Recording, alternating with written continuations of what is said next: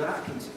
Yeah. Any trigger warnings I need to give? In fact, if the presenters can, announce you need to actually watch out for whatever. John's presented many times before, and if there's a bigger Bradfordian than John, I'd be interested to meet them. Let's give it up. Thank you. It's my third time I've done this, and the first time I said everyone should go and watch Bradford Boys, and then it went bust. And then I said everyone should love Bradford, and I think we've got the worst schools in the BBC's pulling out. So if you've got any money in Finnish companies, take them out tonight. We really love Christmas, and we go in for it in a big way. It's a fantastic family time. But last year we did something we'd never done before, and we went off north, and we went north to Finland, we went north to Lapland, and we went north into the Arctic Circle, and it was the most fantastic experience. We had a wonderful log cabin shared with some other people. We walked in and there was this big moose's head, and it was like we walked into a TV cliche. When the sun finally came up the next day, it was only about 4 hours sunlight, but we got to look at this. And if you can imagine Christmas week with that outside your window, especially when you're inside, big fire, free booze, it was amazing. We did what the locals did. Sharon was absolutely brilliant at cross-country skiing. I spent more time on my arse than off it, but I am Olympic now at being able to get up so quickly. I managed not to hurt myself. I really don't know how. We also had a go at the Huskies, and tiny little things hurtling around this frozen forest. And it was really great. You're hanging on the back of this really quite flimsy wooden sleigh. We didn't do the 1,500 kilometre race, which apparently is the norm for that. We also saw some reindeer. We went to go and feed them. And again, what was weird is the tiny little things. We learned a lot about, a little bit about the Lappish people and how they see reindeer as we see cows. So to them, they're meat and their drink, and to us, they're these lovely fluffy things. Of course, they're not always that fluffy.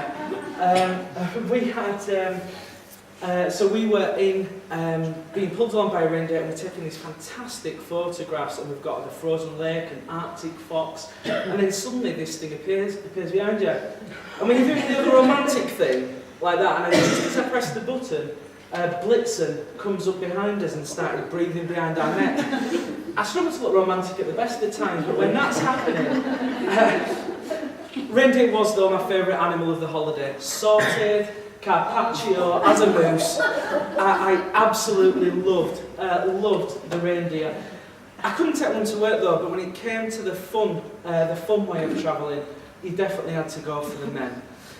Man's machines. We got on a skidoo, and I remember we bumping up and down, going over all sorts of logs and things, and across a frozen lake to get to the ice hotel. Every year it melts. Every year it's built again completely differently.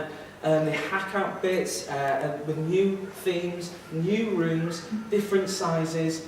And it's just amazing, and we could have walked around all the time admiring the skill that went into it, but instead we just decided to put the word ice in front of every noun. So we went for an ice drink and an ice sit down, and went for an ice cigarette outside. And we went to the Ice Chapel, which was the most beautiful building. You could sit on an ice pew, and a minister would come and he would marry you there at the ice pulpit in front of the ice altar. And there was someone there who got married, and she looked just like I did in the other picture, apart from she had an ice garter on. We didn't get married, though, because I was told, as that was our bed for the night, ice rudeness was definitely out of the question. And this was Christmas Eve for us, the most wonderful Christmas Eve, because we came back and there were some other people staying with us, a family thick with snow. So we spent the time building snowmen. What a perfect Christmas. And then in that little hut, the little cabin, we'd had quite a bit of free wine. And one of the guys we were staying with brings out a trumpet. And we all we all sang Christmas carols. There wasn't anything else to do apart from drink and sing carols, until the bloke knocked on the door and went, "Oh, the Northern Lights are doing their thing." And we shot down, and it looked nothing like that. Off in the distance, there was this tiny green strip that did move, so we did see the Northern Lights. And this year, we'll be back with the family, enjoying it and loving it, but all the while we'll be thinking of the special things and special people we met the year before.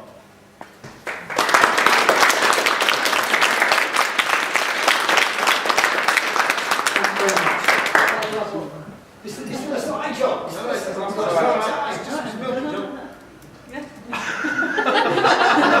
Just check it's you. Yeah.